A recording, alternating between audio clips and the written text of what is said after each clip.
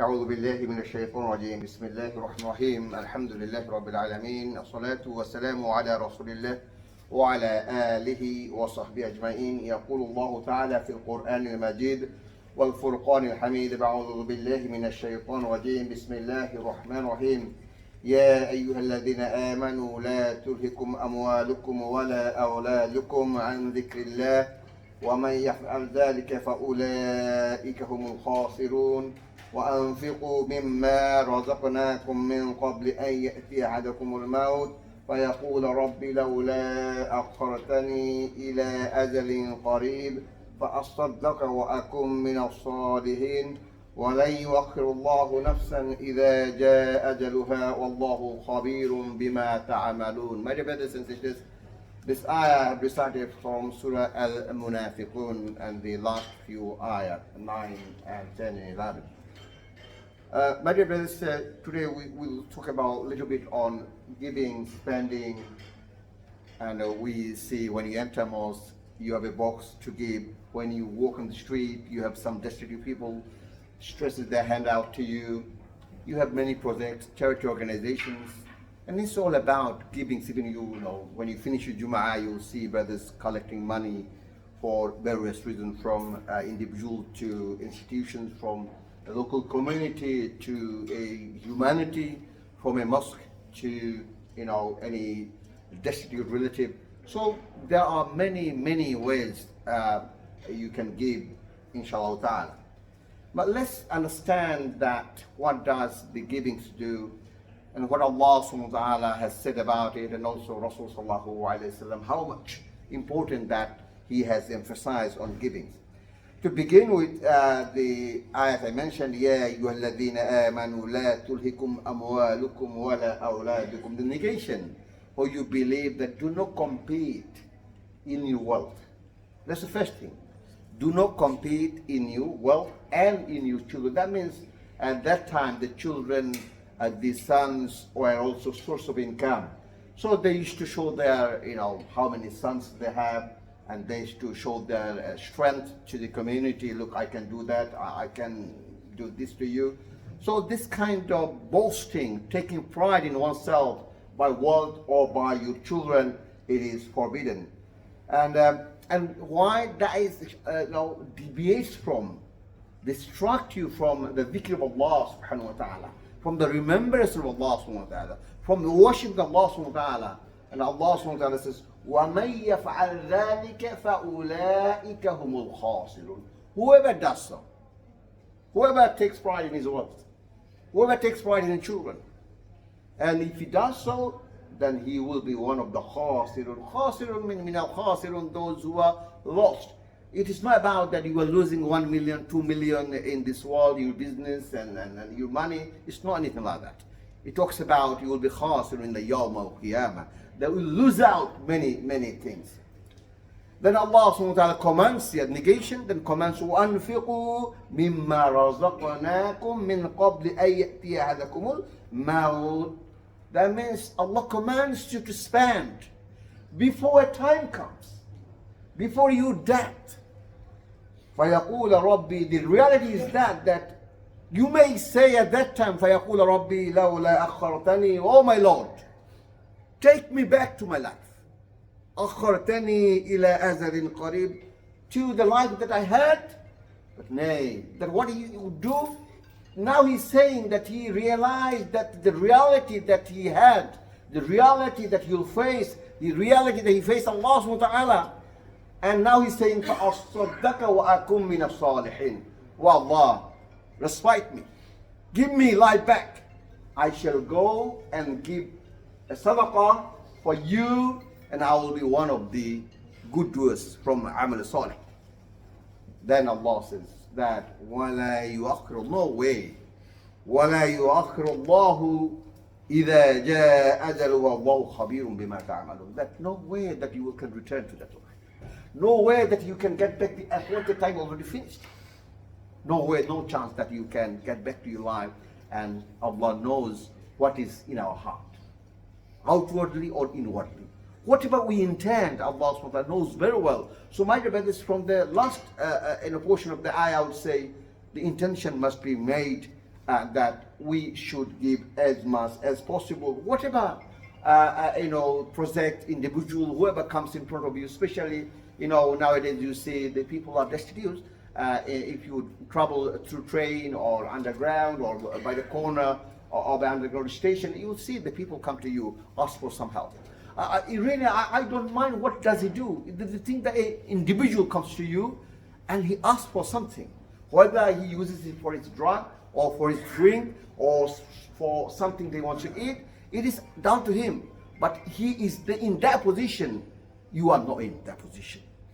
Think about yourself. Who can ask? Either he lost his sanity at all, or he lost his haya, his shame, or as a human being he's lost his dignity, or he's really in that situation that he stresses out to hand to you. And you see many ladies as well sit down somewhere in the high street and with a small pot and ask for your money. Wallahi, keep some coins in your pocket and then drop something for them. Their hearts will realize that you have given something. Allah is also watching you as well. But Allah will never deprive them, although they do not worship Allah subhanahu wa ta'ala. Allah subhanahu wa ta'ala has never deprived them of anything. Who am I? So, brothers and sisters, just take a bit note. But how about in general, that what is the importance of it from a believer point of view, from the beginning of the Quran to the end? You'll see many ayat about givings. And when you read Surah Al-Baqarah, Alif Lam Mim ذَلِكَ الْكِتَابُ لَا رَيْبَ فِيهِ هُدًى لِلْمُتَّقِينَ. The guidance for the muttaqin. Who are the muttaqin? الَّذِينَ يُؤْمِنُونَ بِالْغَيْبِ. There are 4 qualities at least. الَّذِينَ يُؤْمِنُونَ بِالْغَيْبِ وَيُقِيمُونَ الصَّلَاةَ. Number 2. الَّذِينَ يُؤْمِنُونَ بِالْغَيْبِ. Number 1, that he believes in unseen. وَيُقِيمُونَ الصَّلَاةَ. He establishes salah. Then the third one, وَمِمَّا رَزَقْنَاهُمْ يُنْفِقُونَ. Whatever Allah gives him as sustenance, whatever rizq Allah gives him, he spends from it. وَبِالْآخِرَةِ هُمْ يُوقِنُونَ. So that they are أُولَٰئِكَ عَلَىٰ هُدًى مِّن رَبِّهِمْ. Those four qualities will lead to be on the guidance of Allah subhanahu wa ta'ala. وَأُولَٰئِكَ هُمُ الْمُفْلِحُونَ. Those are the successful ones. So my dear brothers, under no way that we can underestimate anything from the givings, wherever you are and whoever you want to give. And the Hadith Qudsi يقول Rasul sallallahu alayhi wa sallam about the emphasis of giving. أن رسول الله صلى الله عليه وسلم قال الله تعالى أنفق يا بني آدم أنفق يا بني آدم يا ابن آدم أنفق عليك. That means spend. Emphasis given is the command again. Spend. Allah subhanahu wa ta'ala will spend on you. What does it mean?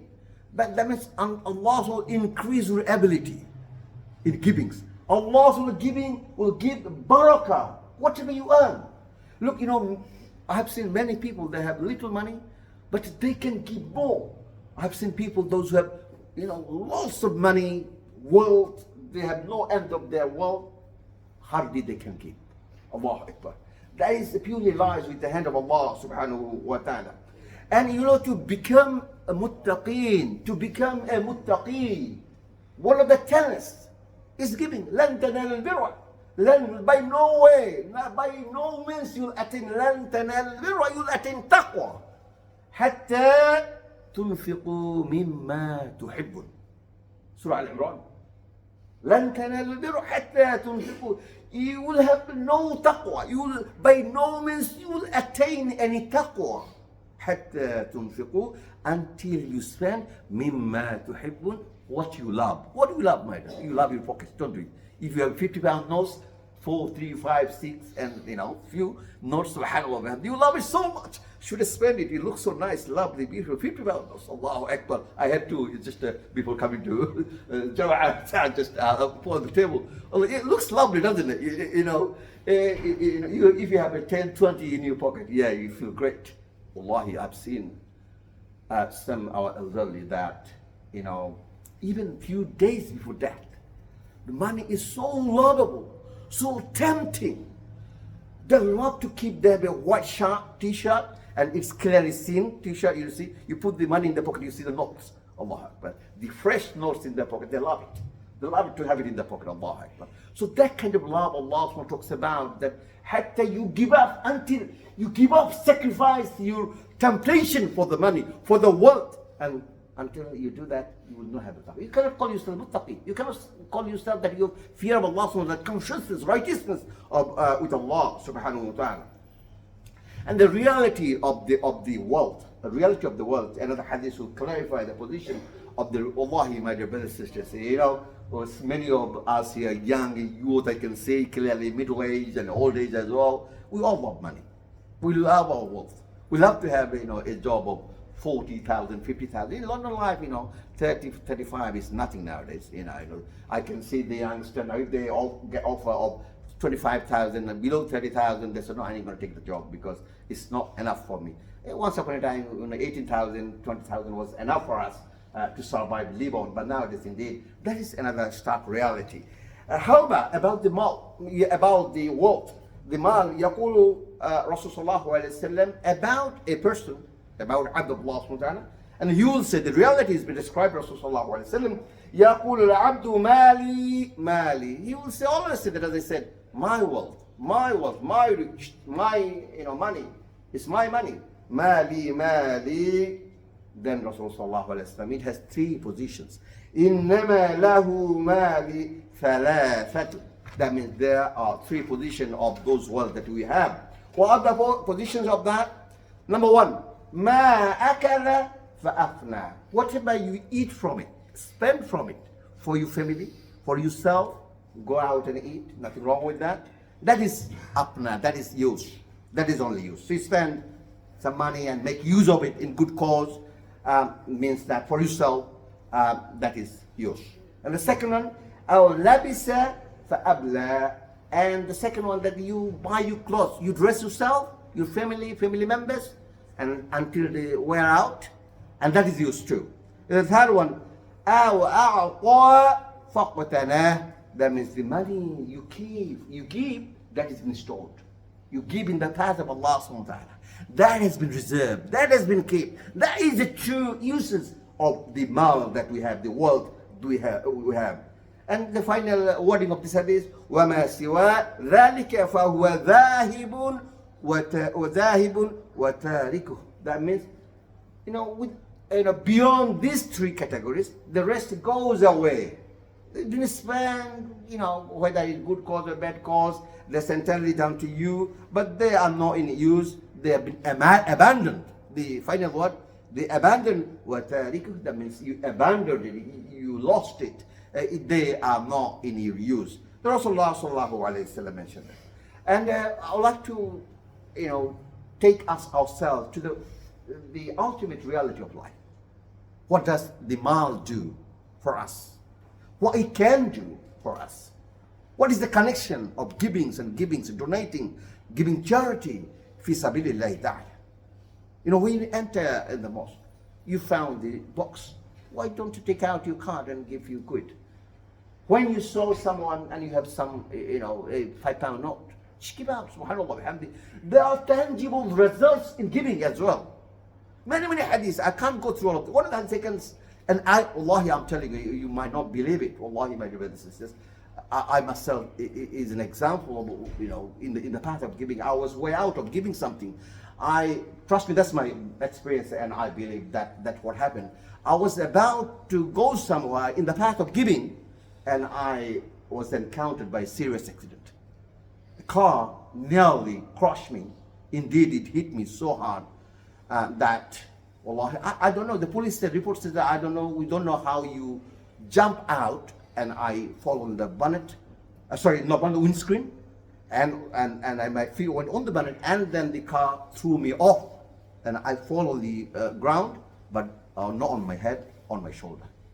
That saved me. Anyway, that's my experience. But the hadith says that the donation, the charity in the path of Allah subhanahu wa ta'ala will save you from any accident, even evil death.